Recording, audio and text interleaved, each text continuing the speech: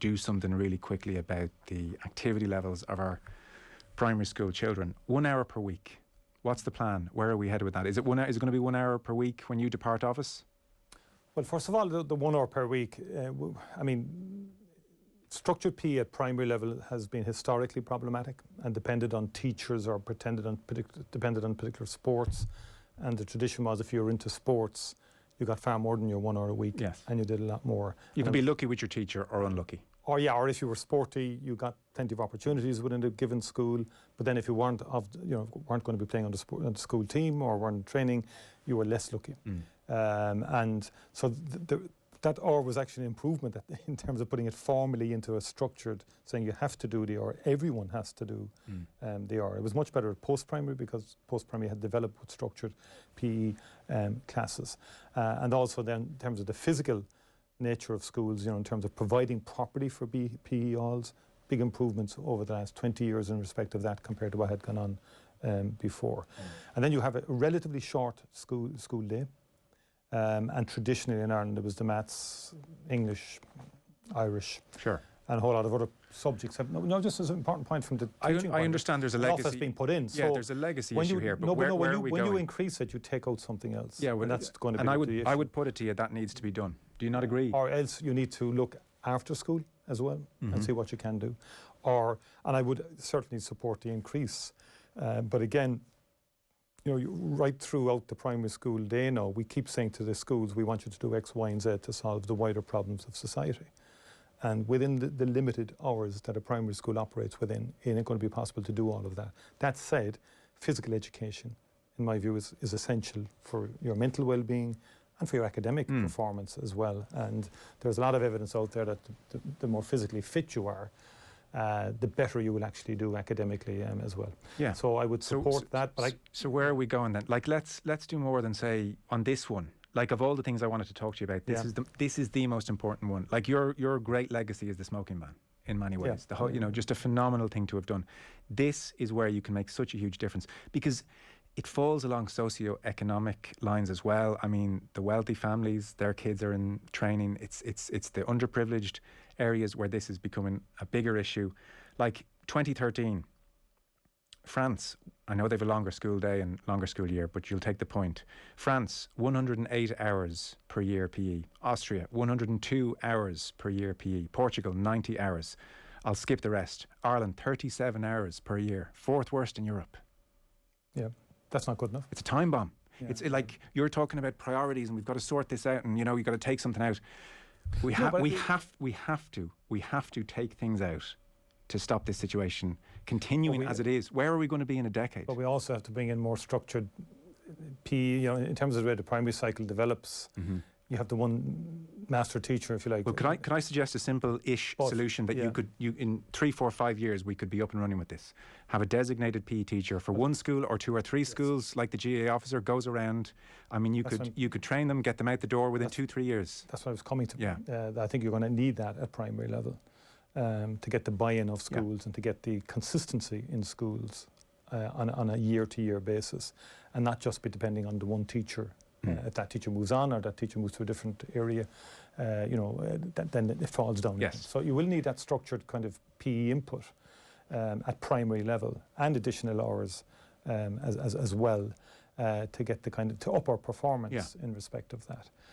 And I think one of the great negatives of our performance has been our focus on the sports side of PE and on the game, so to speak, to the neglect of the wider aspects of physical development, fitness, linked into nutrition and well-being. I've met Neil Moyne, I've discussed this with him, particularly at second level, and his ideas around that and education more generally.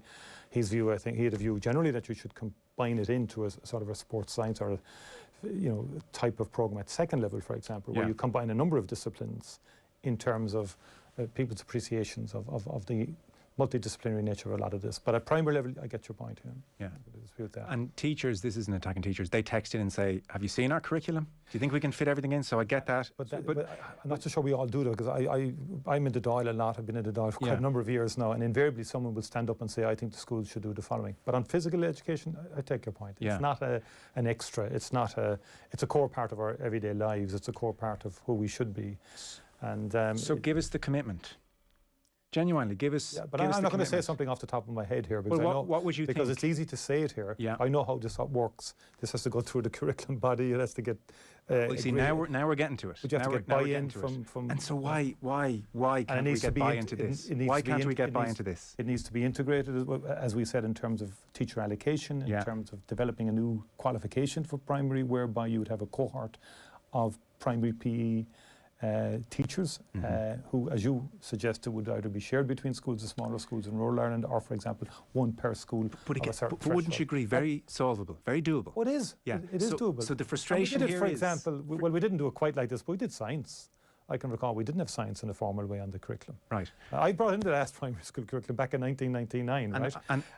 And therefore, that was a radical curriculum in its day. I'm sure it was. I'm sure it was. No, but it brought science, and it gave, for the first time, it gave a structured timeline to PE. Up to then, it didn't have it. Yeah. No, so that's not we are no good. So we're now 2020. Far behind. Yeah, and it's commendable when you brought it in, but we're so behind. So what are we saying here? You're saying what's going to happen now? If we talk in 4 or 5 years, I mean, I know there's problems, and you have to get it through, and you have to do this, and you have to get buy-in. But like, people don't want to hear that.